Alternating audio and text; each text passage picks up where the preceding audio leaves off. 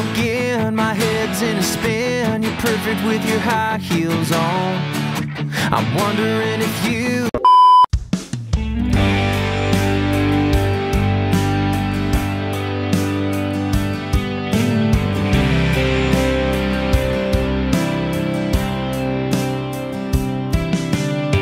Araw nga ng linggo at medyo tinanghali na nga kami kahintay ng pila.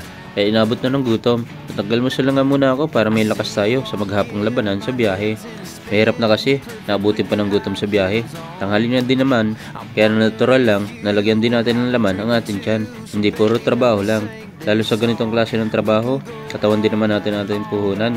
Hindi natin magagawa ng maayos at wala tayong lakas na gawin ang trabaho natin. At kapag nablangko ang ating isipan dahil sa gutom tayo, baka mali-mali ang ating kwenta at gayon din sa ating panunukli. Ito nga, nakapila na rin kami ng alas 8. 1993 yung skid namin na bus bilang reliever. Kapag ganitong linggo nga pala, okay lang naman na umangat ng tanghali. Dahil ang mga pasahero, tanghali din naman halos lumalabas. Ilan lang kasi mga buhabiyahe sa madaling araw, yung mga may pasok at may lalakarin lang. Pero pag ganitong tanghali na, madami nagsisimba, saka namamasyal. Tapos sama-sama pa yung magkakapamilya. Pagkakataon din naman kasi yung araw ng linggo para sa magpapamilya na makagala sila. Lalo magandang panahon. Iba din naman kasi yung pamilya na may banding, pasyal, simba at kain sa labas. Isa din kasi ito sa sikreto para magkabuklod-buklod at tumibay yung samahan. Pero sa kagaya namin bus crew, na ito lang din ang pagkakataon namin na kumita. At dala din siyempre ng tungkulin. Kaya mas pinipili namin bumiyahe pag linggo.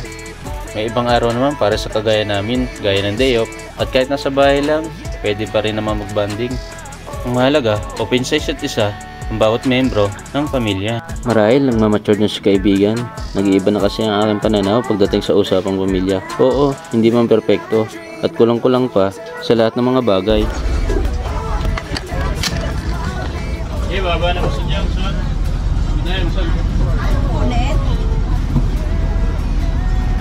Pero yung mga kulang at mali mo nagawa na nakaraan, unti-unti mong baguhin at punan.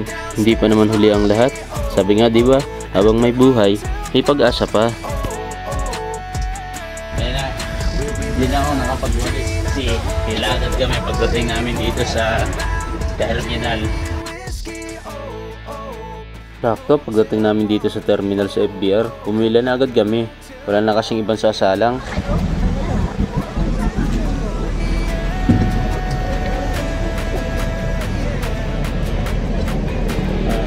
Habang po tayo, muna dyan, malalapit na po.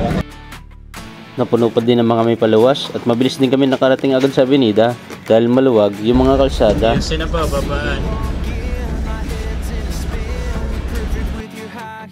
Katapos nga namin magpababa ng mga pasahero at makaparada sa loob ng terminal, saka pa lang ako napagwalis ng bus dahil makalat na nga at pangkaraniwan na nga paglinggo dahil madami din sakay na bata na mahilig kumain sa bus. Pero sa akin ang palagay, nasa tao pa rin yan kung nasa bokabularyo ba nila ang pagkakalat at paano disiplinahin ang kanilang mga sarili.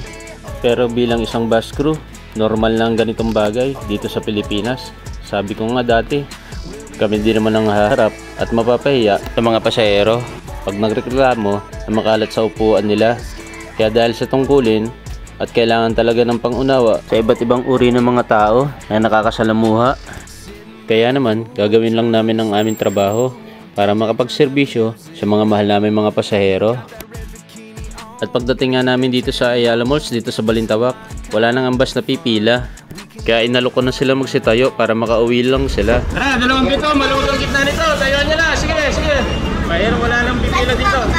O sige, sampol. Pagkat ako sa taas, sa taas na, sa taas, sa taas. Ibo, agad sa taas, sa taas. Sa taas, sa taas, sa taas. Yan, para may sandalan.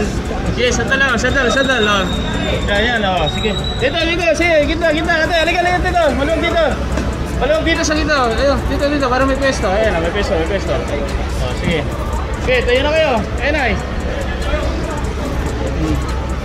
Eh, baka uwi lang. O, tara, tara, tara. Sakit eh. Wala lang kong pipila dito. Wala lang bus doon sa Santa Cruz. Doon na lang kong pipila. Tsakain nyo na ito kayo. Eh, tsagayin nyo lang ito kayo. Tara, tara, tara. Tara, ma'am.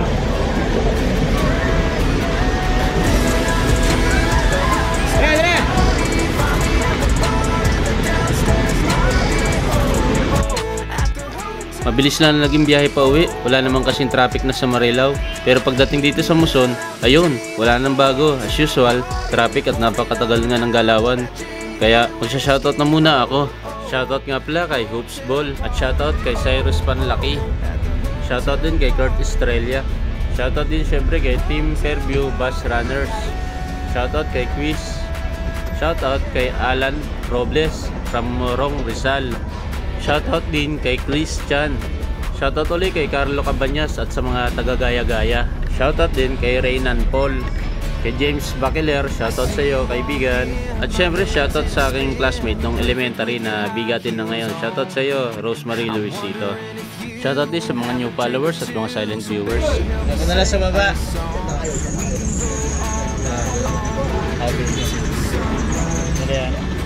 Sunod na lang kaya ako doon. Gano'n ako ng ano.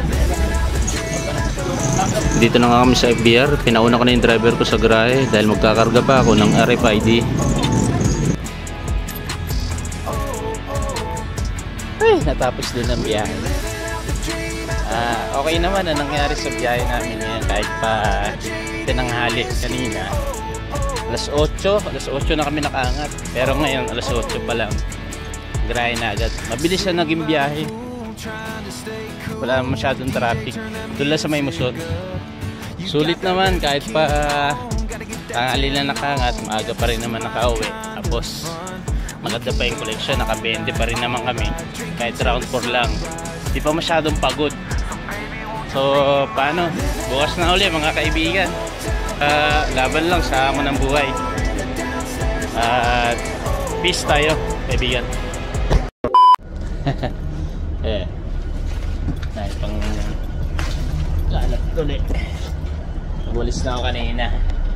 Pero may kalat ulit. Ganun talaga eh. O, sa mga masisipag dyan magwalis at gusto mag-apply ng konduktor, apply na kayo dito sa Suntrans. Message nyo lang sila o pumunta kayo sa terminal.